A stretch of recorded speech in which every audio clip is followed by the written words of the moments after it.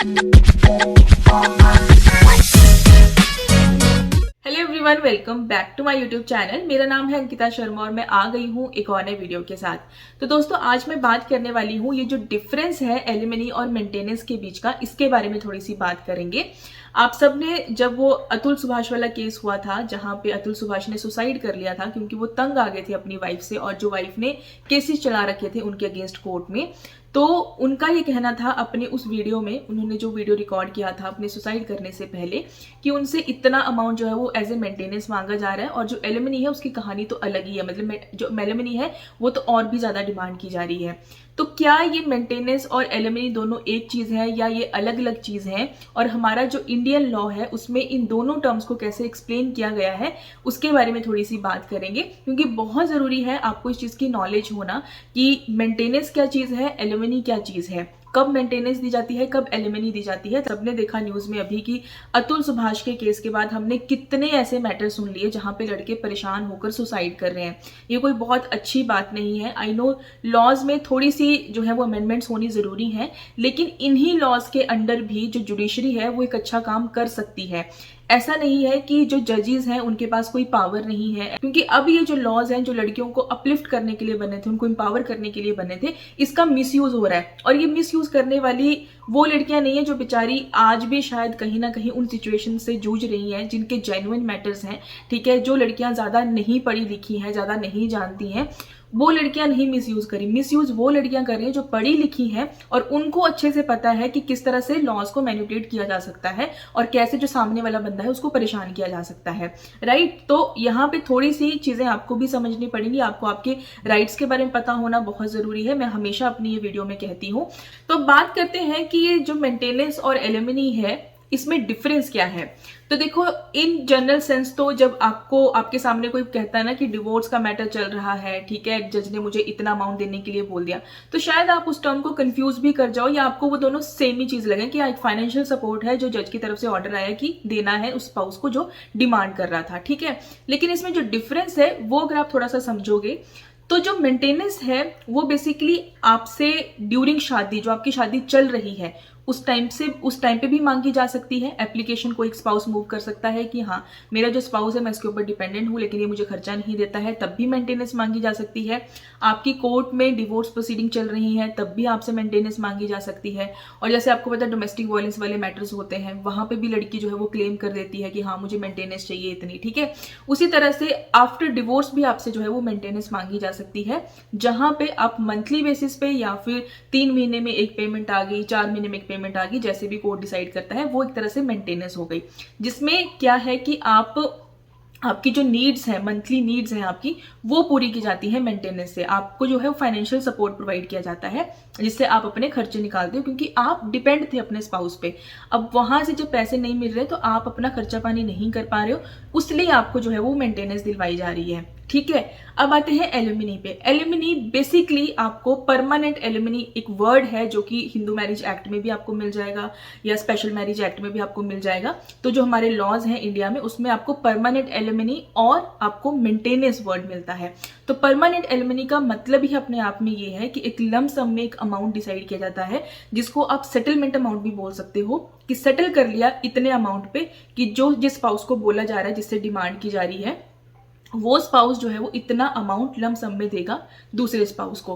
फिर वो जो अमाउंट है वो आप चाहे एक साथ दे दो, चाहे वो आप उसकी इंस्टॉलमेंट्स रख लो कि हाँ मुझे इतनी इंस्टॉलमेंट्स में देना है। मतलब कि वो कोर्ट से आप जो भी है कोर्ट से आप रिक्वेस्ट कर सकते हो कि मैं इतने टाइम में जो है वो दे दूंगा, लेकिन वो एक तरह से लमसम अमाउंट है जो इकट्ठा अमाउंट आपको देने के लिए बोला जाता है। ठीक है, वो ये है कि हाँ ठीक है, इसके बाद एक दूसरे से कोई लेना देना नहीं, आपकी सेटलमेंट हो गई, सारी चीजें आप अग्री कर गए इस अमाउंट पे। ठीक है, तो इसके बाद एक दूसरे का मुंह देखने की जरूरत नहीं है और सब कुछ खत्म, डिवोर्स मिल गया, रिश्ता खत्म। ठीक है, किसी से कोई बातचीत नहीं, आपको हर महीने एक दूसरे से जो है वो बातचीत करने की जरूरत नहीं पड़ेगी कि हाँ अमाउंट देना है तो उससे बात भी होगी, कुछ होगी, वो खत्म, फिर वहीं पे सारी चीजें खत्म हो गई। ठीक है, तो एलिमनी बेसिकली ज्यादा ट्रेंड अब एलिमनी का ही चल पड़ा है, क्योंकि जब रिश्ते खत्म ही हो जाते हैं, जब कोर्ट पहुंच गए, डिवोर्स के लिए पहुंच गए, तो हर कोई चाहता है कि यार इस रिश्ते का बोझ अब जो है वो ज्यादा नहीं घसीटा जाएगा आगे तक। ठीक है, तो हर महीने मिलने से अच्छा है या 3 महीने में एक अमाउंट देने से अच्छा है कि इकट्ठा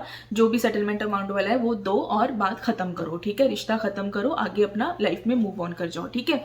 तो हर कोई ये प्रेफर करता है, लेकिन जो डिफरेंस है वो आई गेस आपको समझ आ गया होगा कि जो मेंटेनेंस है वो तो कभी भी मांगी जा सकती है। एक शादी अच्छी नहीं चल रही है या फिर आप सेपरेट रहना चाहते हो, जुडिशियल सेपरेशन आपने ले रखी है, तब भी मेंटेनेंस क्लेम की जाती है। आप अपने हस्बैंड या वाइफ के साथ नहीं रहते हो तब भी एक मेंटेनेंस क्लेम की जा सकती है, ठीक है। तो मेंटेनेंस तो आप ड्यूरिंग मैरिज कर लो, ड्यूरिंग आपकी प्रोसीडिंग्स कर लो या आफ्टर डिवोर्स कर लो, मेंटेनेंस कभी भी मिलती है, ठीक है, अकॉर्डिंग टू सिचुएशन जो भी पार्टीज की होती है। एलिमनी आफ्टर डिवोर्स वाला एक अमाउंट होता है जो कि एक तरह से सेटलमेंट अमाउंट है कि इस अमाउंट पे आपने डिवोर्स जो है वो सेटल कर लिया। तो अब अगर मैं लॉस के बारे में बात करूं कि ये जो परमानेंट एलिमनी है और ये जो मेंटेनेंस है, तो ये हमारे आपको हिंदू मैरिज एक्ट में मिल जाएगा, जहां पे मेंटेनेंस पेंडेंट लाइट की बारे में बात है, मतलब कि ड्यूरिंग प्रोसीडिंग्स जो आपको मेंटेनेंस देने की बात है। और ये दोनों के पास राइट होता है, हस्बैंड एंड वाइफ दोनों के पास राइट होता है, जो फाइनेंशियली स्टेबल है और जो दूसरा पर्सन जो उसके ऊपर फाइनेंशियली डिपेंडेंट था, ठीक है। वो सारी चीजें मैं ऑलरेडी सेक्शन 24 तो मैं ऑलरेडी डिस्कस कर चुकी हूँ अपने एक लास्ट वीडियो में। सेक्शन 25 डिस्कस नहीं किया, उसके लिए अलग से जो है वो वीडियो बना दूंगी। आज मैं स्पेसिफिकली आपको मेंटेनेंस और जो एलिमनी में डिफरेंस है उसके बारे में बात कर रही हूँ, ठीक है। तो आपको हिंदू मैरिज एक्ट में सेक्शन 24, सेक्शन 25 इसके बारे में ही बात करते हैं, मेंटेनेंस और परमानेंट एलिमनी के बारे में। इसके अलावा Hindu adoption and maintenance act है जिसमें सेक्शन 18 और 20 मेंटेनेंस की बात करता है। कुछ सेक्युलर लॉज है हमारे, जैसे कि स्पेशल मैरिज एक्ट, उसमें सेक्शन 36, 37 जो है वो मेंटेनेंस और एलिमनी की बात करता है। वो काइंड ऑफ सिमिलर है जैसे कि हमारा हिंदू मैरिज एक्ट में है। इसके अलावा सीआरपीसी सेक्शन 125 है जो कि आप सबको पता है कि सबके लिए है, कोई भी चाहे हिंदू मुस्लिम कोई भी उसमें जो है वो मेंटेनेंस क्लेम कर सकता है। डोमेस्टिक वायलेंस एक्ट है जिसमें सेक्शन 20 है जो मॉनेटरी रिलीफ और अदर रिलीफ जो है वो वाइफ को देने की बात करता है। तो ये सेक्युलर लॉज है। इसके अलावा जो पर्सनल लॉज होते हैं, लॉज अलग तरह से चलते हैं। तो ये जो लॉज है ये आपको मैं थोड़ा सा ब्रीफ में बता रही हूँ कि यहाँ पे आपकी जो एलिमनी है और जो मेंटेनेंस है वो बताई गई है, ठीक है। जहां पे अगर आप एलिमनी ले लेते हो, वहां पे सेटल कर लेते हो तो 1 टाइम पेमेंट हो जाती है, उसके बाद किसी से कोई लड़ाई झगड़ा नहीं, कोई लेना देना नहीं, ठीक है। दूसरी तरफ जो मेंटेनेंस है वो जैसा कि कोर्ट ऑर्डर करता है कि इतना सर्टेन अमाउंट आपको मंथली बेसिस पे या 2 महीने में एक बार, 3 महीने में एक बार जो है वो जो स्पाउस है उसको देना है, ताकि वो अपने खर्चे वहां से मेंटेन कर पाए, खुद को जो है वो मेंटेन कर सके। तो जो उसकी नीड्स है मंथली बेसिस पे वो वहां से पूरी हो सके। अब आते हैं उस मेन क्वेश्चन पे कि क्या मेंटेनेंस भी देनी पड़ेगी और एलिमनी भी देनी पड़ेगी। तो यहाँ पे मैं आपको एक चीज क्लियर कर दूं कि देखो जो मेंटेनेंस पेंडेंट लाइट है, जिस टाइम पे आपकी डिवोर्स की प्रोसीडिंग चल रही है उस टाइम पे भी हो सकता है कि जो आपका स्पाउस है जो कंप्लीटली आपके ऊपर डिपेंड था, वो एप्लीकेशन लगा सकता है कोर्ट में कि जब तक बाकी चीजें डिसाइड नहीं होती, परमानेंट एलिमनी डिसाइड नहीं होती या परमानेंट मेंटेनेंस डिसाइड नहीं होती, तब तक मुझे जो है वो मंथली बेसिस पे एक अमाउंट दिलवाया जाए ताकि मैं खुद को मेंटेन कर पाऊं, क्योंकि मैं कंप्लीटली डिपेंड थी अपने स्पाउस के ऊपर, ठीक है। कंप्लीटली डिपेंड थी या कंप्लीटली डिपेंड था, ठीक है। ये मैंने पहले भी बताया है कि ये दोनों सेक्शन 24, सेक्शन 25, जहां पे ये डिवोर्स वाली प्रोसीडिंग्स हिंदू मैरिज एक्ट की मैं बात कर रही हूँ, वहां पे ये दोनों के पास राइट है। अगर वाइफ फाइनेंशियली स्टेबल है, हस्बैंड नहीं है, और वो दोनों जो है वो इस तरह से कर रहे थे कि लड़का घर संभाल रहा था, उसने अपना करियर सेक्रीफाइस किया कि मैं घर संभालूंगा, तुम जॉब करो बाहर, वो सपोर्ट कर रहा था उसको, तो लड़का भी क्लेम कर सकता है मेंटेनेंस, ठीक है। वहां पे हस्बैंड एंड वाइफ दोनों को लिखा है कि दोनों क्लेम कर सकते हैं। तो एक तो है मेंटेनेंस जो आपको ड्यूरिंग आपके डिवोर्स जो आपकी प्रोसीडिंग चल रही है वहां पे मिल रही है, ठीक है। मंथली बेसिस पे वो डिसाइड हुआ कि जब तक प्रोसीडिंग्स खत्म नहीं होती तब तक इतना अमाउंट देना है। तो ये मेंटेनेंस तो ड्यूरिंग आपकी जो कोर्ट प्रोसीडिंग चल रही है उस टाइम पे दी जा रही है, तो ये परमानेंट नहीं था, मतलब ये सेटलमेंट नहीं हुआ है अभी। अब क्या होगा जब आपको डिवोर्स ग्रांट हो जाएगा, तो या तो आपको एलिमनी मिलेगी या तो आपको परमानेंट मेंटेनेंस मिलेगी। अगर आप अमाउंट पे सेटल कर जाते हो, एक परमानेंट अमाउंट पे सेटल हो जाते हो, तो आपकी वो एलिमनी हो गई, ठीक है। आपने एक अमाउंट सेटल कर लिया, वो ले लिया, बात खत्म।